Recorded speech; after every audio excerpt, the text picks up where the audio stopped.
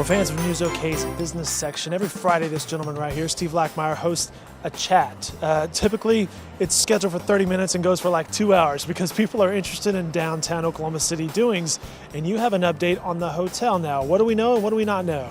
From the start of planning for the convention center that's being built as part of MAPS 3, the Greater Oklahoma City Chamber and the Oklahoma City Convention and Visitors Bureau have long sought to have a large conference hotel built as part of that project. There is no funding for that. It's not envisioned as part of MAPS 3, but they say for the convention center to be a success, you must have a large conference hotel, a headquarters hotel of at least 500 rooms for it to be a success. And how many rooms are we talking about here?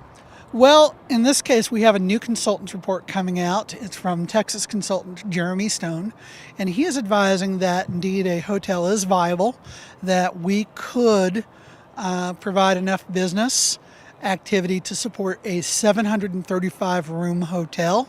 A separate consultant's report done by OCU indicates that we're looking at a likely $200 million project, give or take a few $10 million here or there.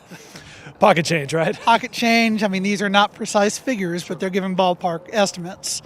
And that this would be a pretty elaborate hotel. They're suggesting it should have 3 restaurants with a coffee shop and breakfast bar as well, lounge and bar, extensive meeting room space, ballroom space, and this would all be in addition to the convention center. But this is a fairly typical conference hotel setup that you find in other larger cities.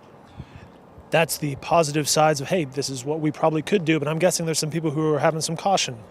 Absolutely.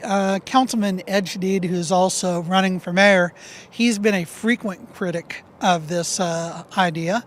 He supports the idea of building some sort of new convention center. He understands Cox Convention Center is very outdated, really doesn't work for today's world, but he and a couple other council members have questioned the size and scope of this project, even the location, and he's been extremely critical of the possibility of a publicly financed conference hotel. Originally, he was planning on bringing in a Texas professor, Haywood Sanders, who travels the country speaking out against these projects. We have found out last minute that he's in ill health and he will not be able to be a part of the discussion this week, but that won't matter. There will be a debate, there will be an ongoing discussion, and the council could decide this week whether to go forward with yet the final consultant study, which would involve finding out how a project like this could be financed and what kind of public participation would be required to make it a reality. And that's what I was going to ask you, is what's the next steps we're looking at here? That is it. We need to find out how much public money is necessary for this project and how we will pay for that if we have to do so. Just one of the many storylines this fellow right here, Steve Lackmeyer, is following. As you can see, a busy downtown Oklahoma City tonight. It's a festive holiday occasion here outside the Myriad Gardens. Steve, thanks for your time.